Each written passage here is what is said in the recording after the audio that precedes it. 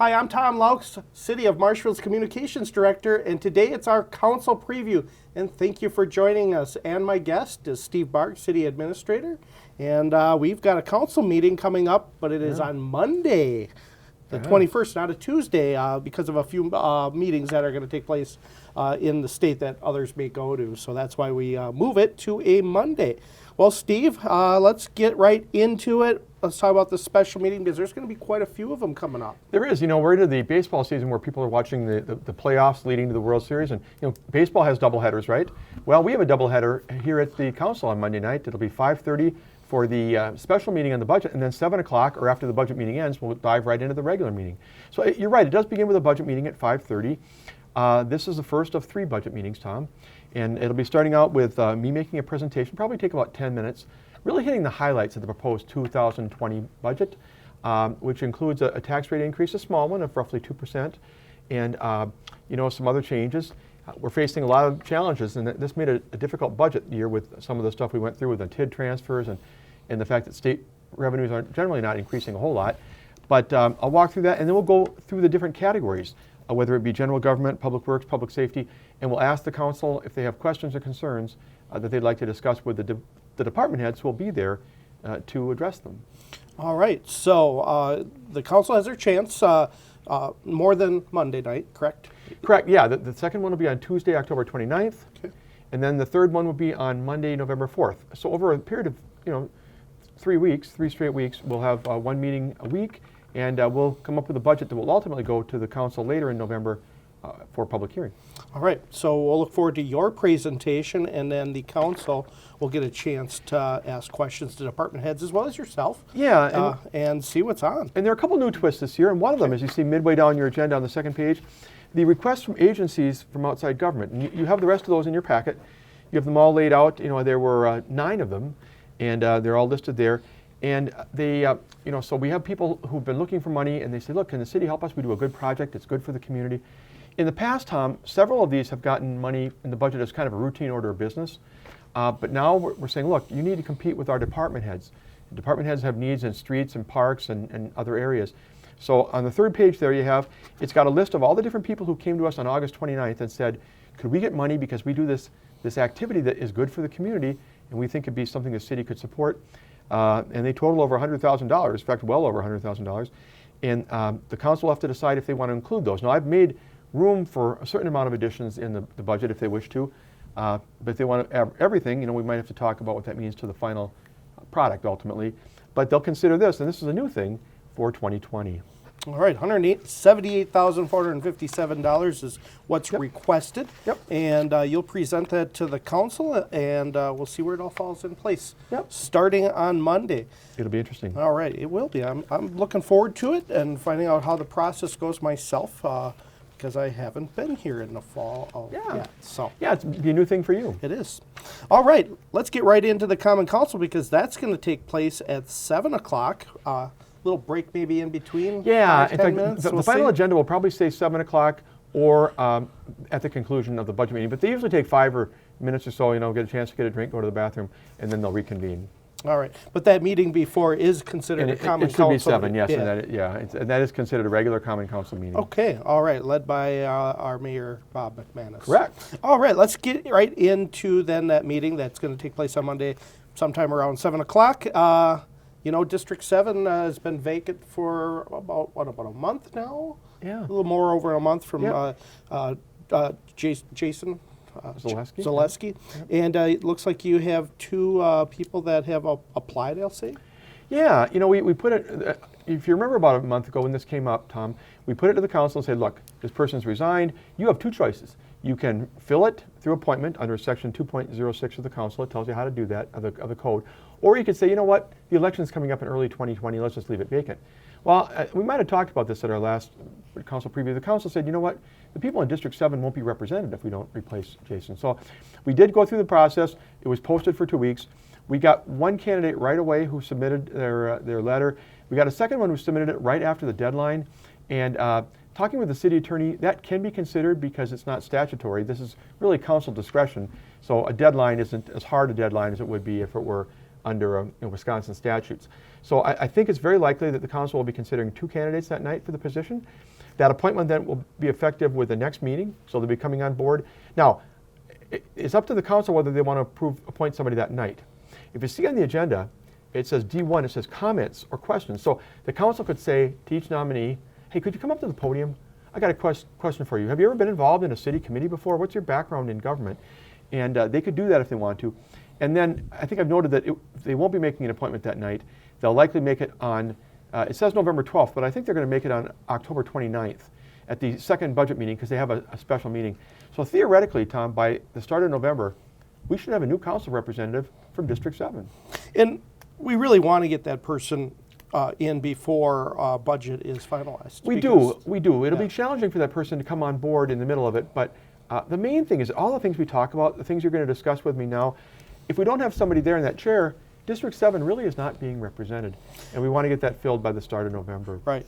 But like always, anybody from District 7 or any district can come during council comment. Yes. And relate, and they can do this at the budget meeting too as well. On any topic, including the budget. Yeah. If you're from District 7, you may not know who to call as far as a representative. You can always call the mayor or me or email us, but absolutely, come to the meeting. Yeah, so even though there's no one in there, the whole body's going to listen to the request anyway. So absolutely. So that's what absolutely. Yep. All right. Well, let's move on here. There's a few things in the consent agenda that you highlighted for us to go over, Steve, here before the meeting. Yeah. And there's something here that happened, well, not happened, but was discussed, I should say, October 14th, just on Monday at the Public Works. Yeah, can I go through those items with you? Please do. Yeah, the first one is to continue the current wastewater rates into 2020. And probably people are thinking, wait a minute, don't we want to do small annual increases to keep up with inflation so that we don't wake up one day and say, 20% increase in my sewer rate? That's ridiculous. But it looks like this wastewater utility is being very well managed by Sam Warp and his group out there, Mark Kibble, his assistant, and others. And this consultant looked at the finances and said, at the most, the biggest rate increase you could substantiate would be 0.3%. 0.3%. So the Board of Public Works talked about it, and they took the recommendation of city staff to just leave it where it is this year, rather than make an increase that small. And there were a couple questions where the couple board members said, "Wait a minute, we're not falling behind, are we?" And no, but the council might bring this up to other council members who are not on Board of Public Works. Might say, "I thought we wanted to have small annual increases every year to keep up." There's no indication that we need one for 2020. All right. We initiated, I don't want to say initiated, but have a housing incentive that we talked about a few council meetings ago, as well in our planning committee. Commission, I should say. There's 2 projects now that are on the consent agenda to approve. Maybe that's part of this process. It is, and again, lest people be thinking the city's just giving away the store. What this does is it says, we want to help spur development, so we'll put a certain amount of money toward the infrastructure development, because developers are saying, gosh, I can't afford to put in the streets and sewer and water and carry that debt for a long time. What if nobody builds right away? So we're doing some infrastructure funding, and we have 2 takers on as far as applicants. One is Prairie Run. That's a subdivision just north of McMillan Street, in the area of Adams over there, that direction. And it's barely in the city limits. Anyway, they are looking to do an addition that would be 4 single-family lots and 6 townhouse units. And then the other one is at the intersection near the intersection of Lincoln and Adler. And that would be 3 single-family lots and 13 pocket homes. Now, there was a big discussion at Board of Public Works about what is a pocket home. These are smaller homes on smaller lots. This was the only discussion point by board, and I trust it might be a discussion point at council if someone pulls it off. Does that fit in that neighborhood? Because some people question it. Right now, if the council blesses this and says, we'll approve this, they're not approving that plan. That plan still needs to go through city staff, plan commission. People get notices in the mail.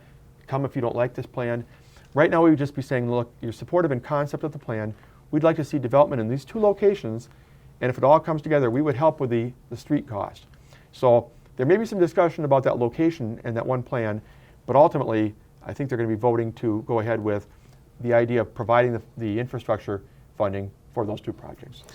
And do you see, or I guess our council, in a need for more homes in our area? There's a lot of, the clinic is here, a lot of jobs. So we need these homes, don't we? Yeah, we don't have many lots in the city. Okay. And you know, we're not a fast-growing community. We average about 10 to 15 new home starts a year, but the number of available lots has really dwindled. And we need to spur on some new subdivisions, and this is one way to try and do it. Yeah, and it does help with the tax base as well. It does. It'll help increase services that we provide Yeah. through those homes as they would build. And I think it's a great idea. I think a lot of areas like Plover, Rapids are doing that. Yep. Probably throughout the state, country, and it's really not unique. So I'm glad to see that there's 2 takers already, and we'll see where Yeah. that goes. And less people think this is a giveaway. I mean, there'll be agreements as to what happens. We don't just say, well, here's $250,000. Good luck, have a good day. We'll be working with them to make sure that they do the things that they're supposed to do as well as part of their plan. Yeah, I mean, I lived in a subdivision back in Plover that way. Without it, okay. I probably wouldn't have had my home because Wow. the developer wouldn't have been able to build all these homes. So That's good to I hear, think Tom. I think it worked out well for us and back then. But I'm no longer in Plover, as you know. So Yeah, but that's very good to hear. Yep. So, well, let's move on to the next 3 items that are still in our consent agenda that could be pulled out, right? Right. That's kind of up to the council. Otherwise, they can just not pull any of these out and not Yep. talk to them. But Yep. we're kind of giving a little bit of a sneak peek that we think they may pull those out. What are those 3 on the approved resolutions? Yeah, under the finance, budget, and personnel. Yeah, that's where it is. It's yeah, right. Yeah. The first one I want to touch on is the ambulance rate study, and that leads to resolution 2019-43. That's the first one I really want to cover. It's item 2, I think, from that agenda. Yep. And that is, every year we evaluate the rates, and ambulance costs keep going up, and oftentimes, the money we get back from Medicare payments and stuff for our services dwindles. So you want to make sure you're keeping up and charging a fair rate. So I've given you a packet there. It shows how we compared with other communities. We now have a company called LifeQuest. I couldn't think of their name for a minute. LifeQuest, who's out of Watoma, that does our billing and collections. And they did this survey for us, and they said, you're a little bit below. So they want us to bump them up a little bit. For example, for basic life support services, for a resident, right now it's $800. They're proposing that it goes to $850. For a non-resident, it's $950. They're thinking that might be fair. But then they go along down the line and they're increasing for all the different services. I can hand you that one maybe. And so they're just saying, keep up on them, okay? Keep up. Because if you've heard us talk about ambulance here before on the program, you know that this is supported by user fees, not tax dollars. If you say, look, I don't want my tax dollars going to an ambulance service, why are we doing this? They're not. This is user fees from people who get transported that are paying for the service. So we want to make sure that we're charging those people a fair amount so that we recover from them personally, their private insurance or whatever, the fair amounts. So each one of these categories seems to have a small increase, but that's just to keep up with the inflation and the costs. And that is just ambulance. That wouldn't be like a fire engine. No, this is just purely ambulance. Okay. Yeah, and it's just I'm trying to see what the basic rate is. A lot of these are going up, 5-6%. Yeah. That type of thing. It appears. Okay. So that is on that budget resolution. And is there any other pieces in here that there's a couple more in here that we wanted just to talk tying with about. that, I just want people to know again that we have contracts with 13 townships and 1 village to provide, I believe it's just one, or maybe it's more than 1 village actually, to provide service to them. And but we have to keep working with them to determine what to charge. And actually it is more, it's Auburndale, Hewitt, and Millador, I'm sorry, there are 3 villages that are part of this thing. But anyway, so they get their ambulance service through the city of Marshfield. So when the rates go up for everybody, we need to make sure that the townships are paying their fair share as well. And so we determine how much each one is paid for the privilege, if you will, or benefit of having their area, their residents served by the city's ambulance service. So you see all those towns listed and then the villages, 13 in total of the towns and villages. And you see their increases, in the area of 5%, pretty much reflective of the same increases that are going up in the cost of service to individual patients. So we get a lot of money from the towns and the 3 villages, Tom, to help support the service. We're not providing it for free, but it's good for everyone. Okay. So just again, to go over this here for our viewers, Yes. I know it's quite a bit to understand here in a video, and we're looking at our numbers here, and they're not seeing these, but Right. this, what I'm looking at is by the population here Auburndale, Cameron, Lincoln, Marshfield. That's townships, I should say. Yep. There, you have the population now. Do those departments have to pay, or is it just when there's an ambulance call? No, there. They pay on the next page below there. Okay. You see how much they have to pay, and the population is one of the factors. It's just one of 3 factors. It's a formula to determine how much your rate gets increased for every town or village. So you see right there, Auburndale looks like it's going to go up about 4% in 2020. Cameron about 4.1%. Lincoln about 4.4%. It all depends on the population plus some other factors as to what we believe the cost of serving those towns is. Okay, so the town has to pay a little bit.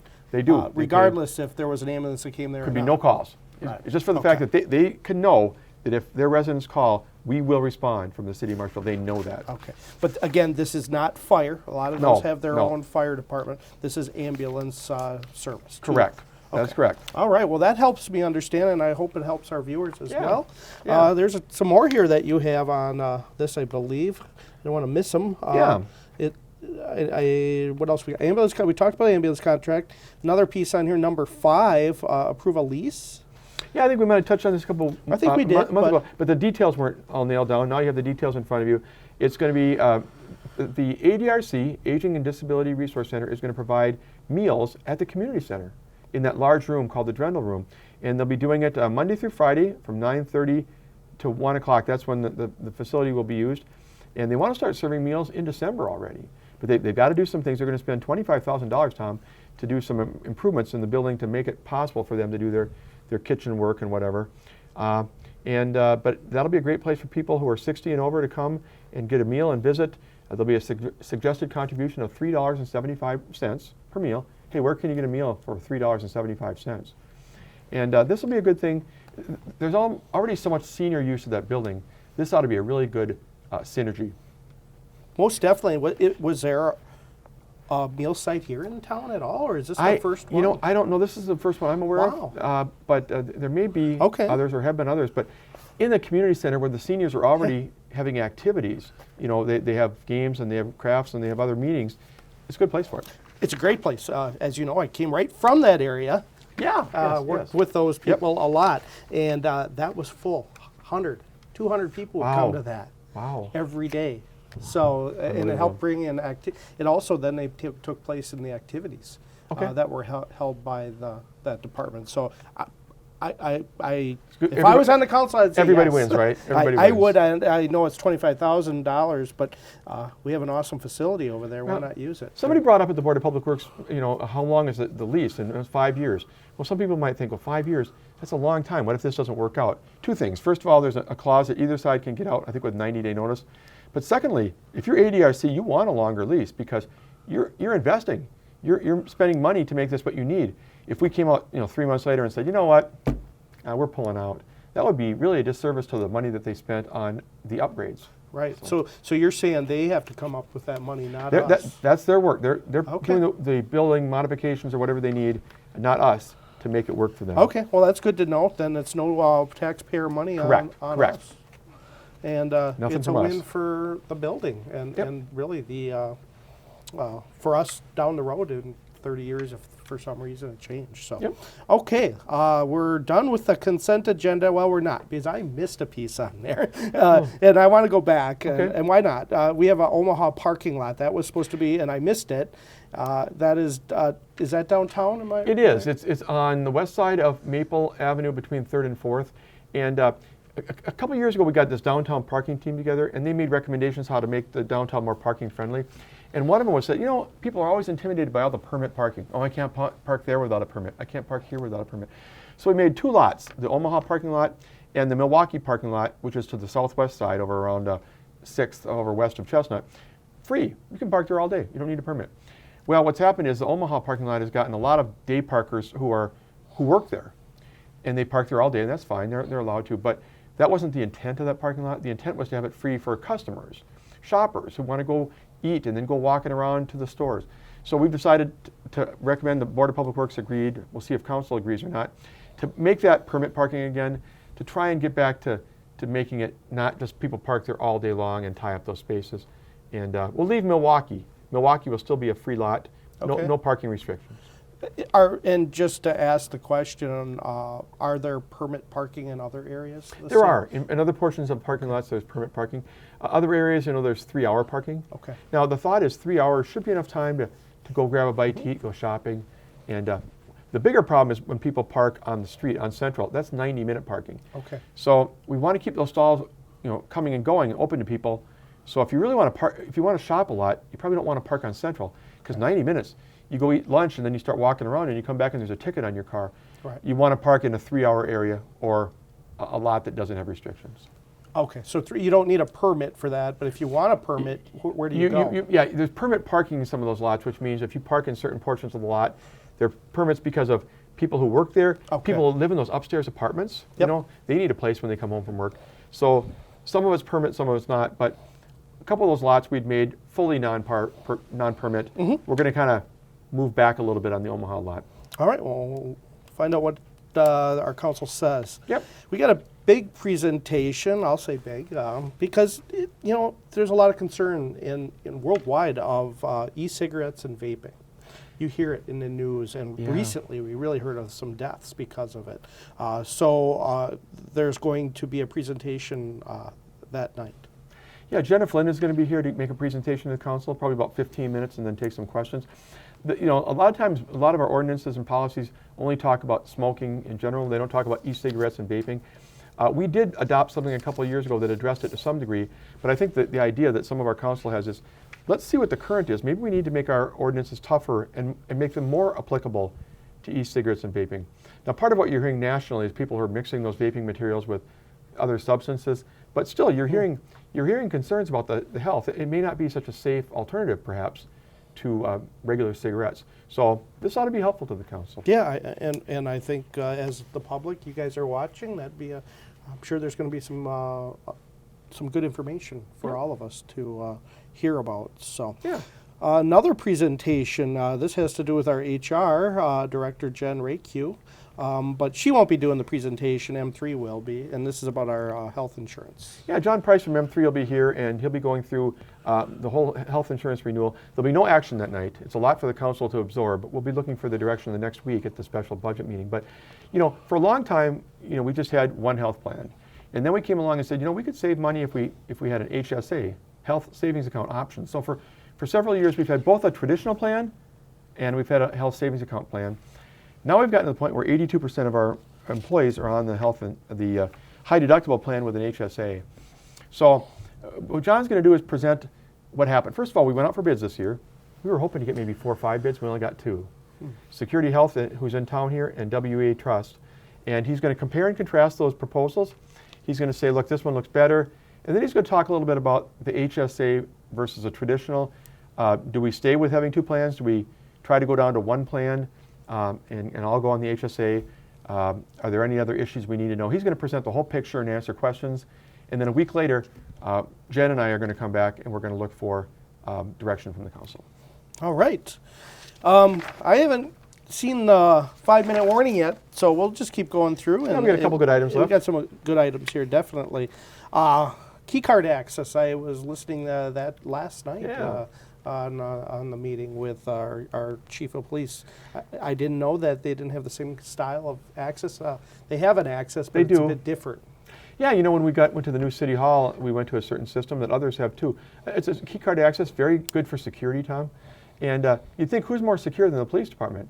So when I was first told they don't have anything like it, I thought, really, you guys really should have been ahead of us. But they want to get a key card system. It's not budgeted in 2019. So what he's looking at doing is, if you flip it over, he's looking at, he's got some savings in a couple areas. Salaries are down, so he wants to take money from the, should be in the back of that, I hope. That's fine. Okay, Yep. yeah. He wants to take money from straight time salaries, about $16,000, and then about $5,000 in money in the maintenance budget that doesn't look like it's going to be needed in 2019. Take that $21,000, transfer it to another line item in the budget to be able to pay for this system. And a local electric company would install it, and before the year's out, we would have a good security system for the PD that's very similar to City Hall. Yeah, most definitely, and those people I know would be able to get into our city hall if needed with the same access. Yeah. which is, I think, important. If there was It is. an issue, for some reason the doors were locked and there was an employee that worked late or something sick and couldn't get in. Well, there's so many great things Yeah. from this. I come into City Hall off hours, I think you do as well. Yeah. And if something happened, I mean, you can go back and say, well, who came in the building at 8:30 on Saturday morning? I mean, you could tell that it was Steve Barg who used his card. And okay, that helps them figure out, Steve, did you see anything? And then try and figure, I mean, it tells you a lot of information about the access into the building. And that's critical for safety and security. It is. You walk into City Hall, you'll notice a sign on the doors. I believe it says no firearms. Is that right? It does. No firearms, no weapons in the building. Yep. And we have an ordinance that we passed, a long time ago that said no person may enter a public building which is properly signed while in possession of a firearm or dangerous weapon, and whether it's exposed or concealed. So we took that ordinance and we used it to post our building many years ago. And now we have an individual, and he's asking a good question. He says, well, why do you do that? I mean, you're not required to. You've chosen to do that. But would it be more safe if someone might have a concealed weapon to protect himself or herself when they're in a building if something were to occur, some sort of bad incident? We generally maintain that we want no firearms in the building. We think it's safer to have none of that. But then you get the argument, well, does a person who wants to do harm to somebody read the signs? They probably don't. So he's asked it to be brought back up. Tom Butke brought it up after the last meeting under items for future agendas. No, not Tom. It was Rebecca Spiros brought it up. And so we're going to discuss it. It's been a while. A lot of the council members on the board right now weren't on the council when we had these discussions about this ordinance years ago. So do we want to continue to have city facilities such as City Hall posted no firearms? Mm-hmm. And they'll make a conscious decision to continue that, or they'll evaluate other ideas. Yeah. And a few of our council members are also on the county board. And I say that because I just saw a Facebook post that they have their new security at the courthouse. And they found for so many guns. And did they really? Yeah, at the entrance. It was amazing. Oh my gosh. Through their electronic scanning right at the door. Weapons. And I don't know if they have that same piece there, but I believe at least two of our council members, I think, are on the county board. I think they are. I know Jason was. Yeah, Jason was. Mike Fire is. Mike, yep. Yeah. Yeah, so I'm curious maybe they'll touch base on that. Give them a little tip here if they're watching here. How the county does it, and I'm sure they had to vote on something similar to that. So. I don't want to get too far afield in this discussion, but Wisconsin has concealed carry. Yep. And, I've heard people say, let's take that shooting that happened in Aurora, Colorado, in the theater. Boy, if somebody had a weapon on them, they might have been able to prevent a lot of the tragedy. On the other hand, having a weapon in the building is pretty discomforting for people in the building. I mean, you don't like to think that you're walking around with people who are carrying guns all the time. So it's a good discussion topic. I feel good about the current policy that we have to post and enforce that. But we'll see what the council wants to do. All right. And then the last thing that we want to talk about, there were more things on the agenda, but we're just going to run out of time, the census. Yeah, the 2020 census is right around the bend. It seems to me like 2010 just happened. I know that's not true. It really dates me. But one of the important things we want, Tom, is we want everyone counted, okay? We want everyone counted, everyone represented, because it does actually factor into some formulas for aid from the federal government and others. If our population is really 20,000, we don't want this count to come out 18,000, But it's hard to get everyone to participate. Not only do you have single-family homeowners who maybe don't want to do it sometimes, but you got apartments. Did it get to every apartment? Did everyone get a chance to fill this out? So we want to get a committee together, and they're not an action committee. They're not going to walk from door to door. Hey, did you fill the census out? I don't think you did you? What they're going to do is try and get some PR going and work with the apartment owners and work with others in the community to try and get the word out. Please talk it up. Get that census form filled out. We want everyone represented to make sure that Marshfield is properly accounted for and represented in the larger units of government and in the decisions that go on in places like Madison and Washington. Yeah, it definitely makes a difference. And our current population, almost 19,000. It's a little over 19. The latest they say is 19,300. It's waffled up and down. When I came here, it was around 19. It's never moved a lot. Okay. We gain a couple hundred, we lose 150, and it's almost a wash. But we want everyone to be counted. I mean, if we're getting closer to 20,000, for example, we want to know it, and we want everyone else to know it, because it may help us in terms of other things that we could get grants or whatever. Yeah, definitely. And, maybe we'll hit that 20,000 with that new incentive that we talked about earlier. Yeah, down the with road. more growth. Yeah, Right, yeah. so- But it's beyond that. I think it's everybody's civic duty to fill it out. It's not usually a long, onerous form, but we need PR, and this committee will be charged with getting PR out there in the community to talk it out. All right.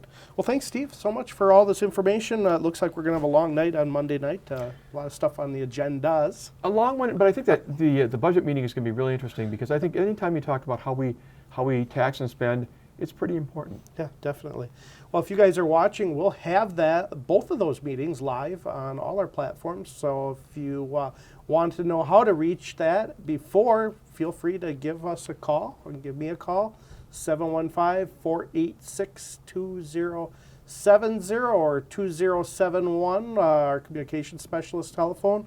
If you would like to know exactly a little help or exactly know how to find those meetings. But again, you can catch those on our homepage of our city website as well as our Marshfield Media Access site. So, all right, we're about done and out of time. And again, Monday night, don't forget, it's Monday night, not Tuesday night. Yep. And I believe 5:30 is going to be our first one. And 7 o'clock, or right around that time, is going to be our main council meeting, which would have been on a Tuesday. A lot of business. Hopefully, if you have any questions in between, give me a call. I'm always open. I can find you the answer and ask the department heads. But again, I'm Tom Laux, Communications Director for the City of Marshfield. Thanks for joining us.